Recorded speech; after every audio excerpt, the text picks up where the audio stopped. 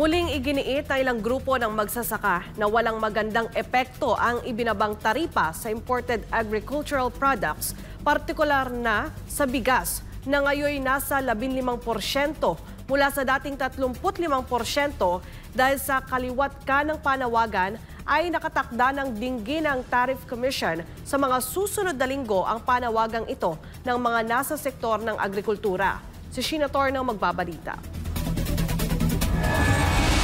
Sa Marso 28 na ang nakatakdang pagdinig ng Tariff Commission patungkol sa hiling ng grupong Samahang Industriya ng Agrikultura o SINAG na ibalik ang dating tariff rate sa imported na bigas. Kasunod ito ng kanilang inihain sa Tariff Commission at mensaheng ipinaabot kay Marcos Jr.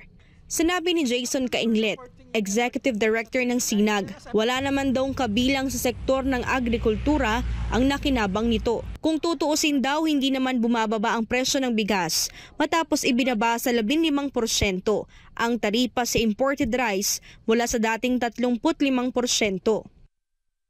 Kasi nga hindi naman nakatulong yung pag-tariff reduction niya, hindi nakinabang yung consumer, lugi ang farmer niya dahil bagsak ang farm gate ng palay. Sa mismong data ng Bureau of Customs, 16 billion ang nawala last year na dapat sana ay nabigay sa farmers. Ang naramdamang bahagyang pagbaba sa imported rice sa merkado ay hindi naman daw dahil sa Executive Order 62 na pirmado ni Marcos Jr. Yung MSRP at yung mga Food Security Declaration, effective nga siya pero pwede mong gawin without reducing tariff. Kaya sinasabi natin maraming paraan na mapapababa yung bigas without tariff reduction. At napatunayan yan mismo ng gobyerno. Napababa nila not through tariff reduction but through yung mga imposition ng MSRP, Food Security Emergency, Rice for All Program, yun ang nagpababa. Hindi tariff reduction.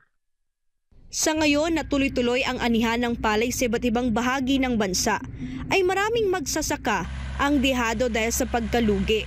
Binabarat kasi sila ng ilang traders kung saan nasa 14 na piso hanggang 19 na piso kada kilo ang bilihan ng palay na malayo sa 23 piso hanggang 24 na piso kada kilo.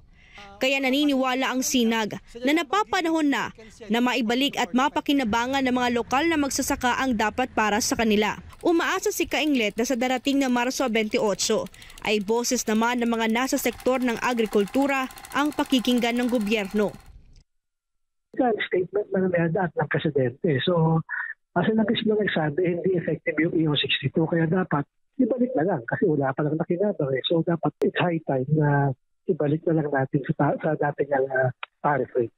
Batay nga sa datos ng Department of Agriculture, naglalaro pa rin sa 45 piso kada kilo hanggang 60 piso kada kilo ang presyuhan ng regular at imported special rice.